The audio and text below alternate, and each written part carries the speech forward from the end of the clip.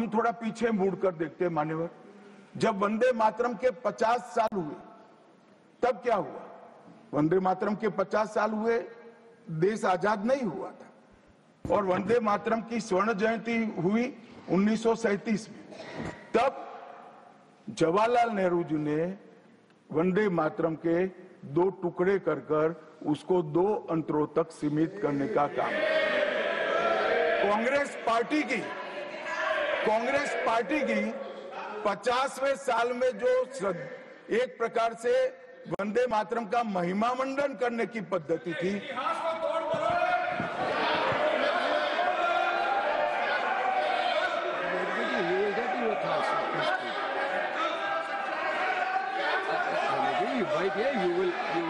you will get your chance to speak now. Unless he yields. Unless he yields, how I can?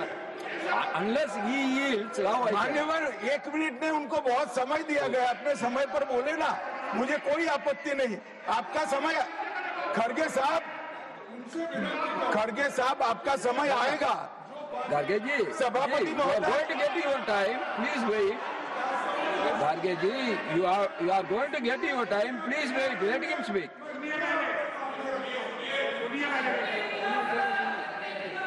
मान्यवर, 50वें पड़ाव पर वंदे मातरम को सीमित कर दिया गया।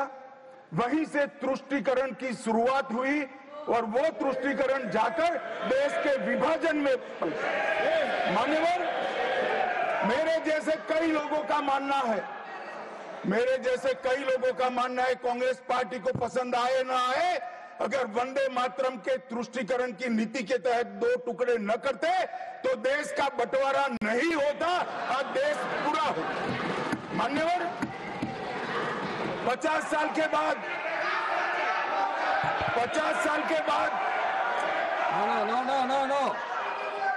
No, nothing will go on record except Honorable Minister's speech. Please. मान्यवर, 50 साल के बाद वंदे मातरम 100 साल का हुआ। सबको था कि 100 साल मनाए जाएंगे, मगर 100 साल हुआ तब वंदे मातरम का महिमा मंडन का सवाल ही नहीं था, क्योंकि वंदे मातरम बोलने वाले जो सारे लोग थे उनको इंदिरा जी ने जेल में बंद कर दिया। इस देश में आपातकाल लगाया गया। विपक्ष के लाखों लोगों को, लाखों समाज सेवियों को, स्वयंसेवी संगठन के लोगों को जेल में भर दिया गया। कोई कारण के बगैर अखबारों पर ताले लगा दिए गए। यहाँ तक कि आकाशवाणी उस वक्त माध्यम था, आकाशवाणी में किशोर कुमार की आवाज ही नहीं आती थी, ड्यूएट गाने भी लता जी की आवाज में ही आते थे। मान्यवर, पूरे देश को जब वंदे मातरम 100 साल का हुआ, पूरे देश को बंदी बनाकर रख दिया। और कल 150वां साल है। 150वें साल में लोकसभा में चर्चा हुई। साहब, ये कांग्रेस पार्टी की स्थिति देखिए। जिस कांग्रेस पार्टी के अधिवेशनों की शुरुआत गुरुवर टागोर जैसे लोग वंदे मातरम गा कर कराते थे। वंदे मातरम कांग्रेस पार्टी के आजादी के आंदोलन का एक मंत्र बना था। वो वंदे मातरम के महिमा मंडन करने के लिए जब लोकसभा में चर्चा हुई, गांधी परिवार के दोनों सदस्य नदारद थे, 2 में से एक भी। वंदे मातरम का विरोध आज भी जवाहरलाल नेहरू से लेकर आज के कांग्रेस के नेतृत्व तक कांग्रेस के खून के अंदर बसा। मगर इस संसद में वंदे मातरम के गान को बंद करा दिया है। अब फिर से खड़े हो जाएंगे कि नहीं आप गलत बोल रहे हो, मगर इस रिकॉर्ड है मान्यवर महोदय। 1992 में भाजपा सांसद श्री राम नाईक ने एक शॉर्ट ड्यूरेशन डिस्कशन के माध्यम से वंदे मातरम को संसद में फिर से गाने की शुरुआत करने के लिए एक मुद्दा उठाया और उस वक्त प्रतिपक्ष के नेता लाल कृष्ण आडवाणी जी ने बहुत प्रमुखता के साथ लोकसभा के स्पीकर को कहा कि इस महान सदन के अंदर वंदे मातरम का गान होना चाहिए, क्योंकि संविधान सभा ने इसको स्वीकारा है। और फिर लोकसभा ने सर्वानुमत से 1992 में वंदे मातरम के गान की शुरुआत की। मान्यवर, हम जब वंदे मातरम की गान की शुरुआत कर रहे थे, उस वक्त भी मैं नाम देना नहीं चाहता, वरना औचित्य के सवाल उठाएंगे, कुछ टेक्निकल मुद्दे उठाएंगे, मगर इंडिया अलायंस के ढेर सारे लोगों ने, मेरे पास नाम की सूची है, इनको आपत्ति नहीं हो तो मैं पढ़ सकता हूं, ढेर सारे लोगों ने कहा था कि हम वंदे मातरम नहीं गाएंगे, ना बोल दिया। और मैंने मेरी आंख से देखा है, कई सारे सदस्य वंदे मातरम होता है तो वंदे मातरम के गान के पहले संसद में बैठे होते हैं तो भी खड़े होकर बाहर चले जाते हैं। मैं आपको विश्वास से कह सकता हूं मान्यवर, ये कह रहे हैं कि कांग्रेस पार्टी पर झूठे आरोप लगाए। मैं विश्वास से कह रहा हूं, भारतीय जनता पार्टी का एक भी सदस्य वंदे मातरम के गान के वक्त सम्मान के साथ खड़ा न हो, ऐसा हो ही नहीं सकता, क्योंकि वंदे मातरम के गान के प्रति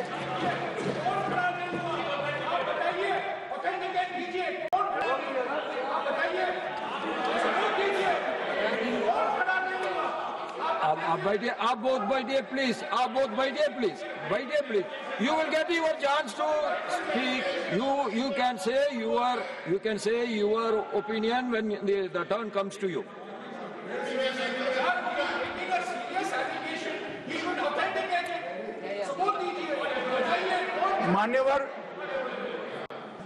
मान्यवर, अरे सुनो तो, बोल क्या करते हो भैया, मुझे सुनो तो। मान्यवर, सम्मानीय सदस्य जी ने कहा है कि कौन कौन कांग्रेस पार्टी के लोगों ने वंदे मातरम नहीं गाने के लिए स्टेटमेंट दिया है और संसद के वक्त बाहर चले गए हैं। मैं इसकी सूची आज शाम होने के पहले सदन के पटल पर रख दूंगा। मेरा विनंती है कि वो कांग्रेस सदस्यों के नाम इस चर्चा का हिस्सा करने के लिए आप आदेश करिएगा। इस सदन की चर्चा के रिकॉर्ड पर रहना चाहिए कि कांग्रेस पार्टी के सदस्य वंदे मातरम का विरोध करते हैं। इस देश की जनता इनको जाननी चाहिए। मान्यवर, मैं दे देता हूं, दिग्विजय सिंह पढ़ लीजिएगा।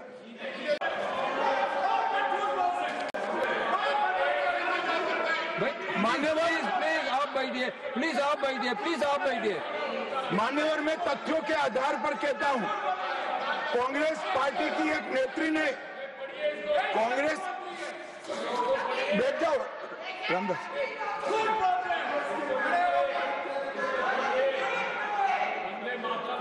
अरे दिग्विजय जी, अब नौकरी पक्की है, इस आयु में क्या कर रहे हो भैया, अब नहीं जाएगी नौकरी। मान्यवर, मैं जो कह रहा हूं वो रिकॉर्ड का हिस्सा है दूसरे सदन का। मान्यवर, दूसरे सदन की चर्चा में कांग्रेस पार्टी की एक प्रमुख नेत्री ने कहा है कि वंदे मातरम की आज चर्चा की कोई जरूरत नहीं है। मुझे मालूम नहीं पड़ता कि वंदे मातरम से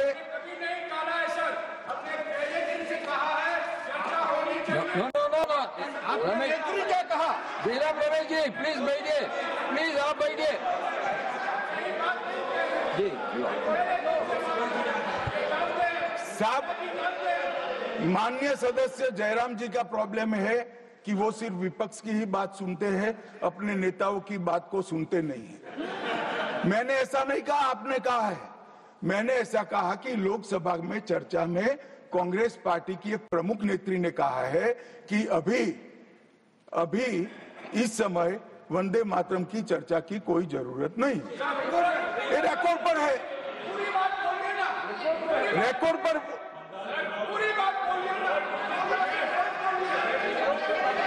मान्यवर, आप बैठिए। मान्यवर,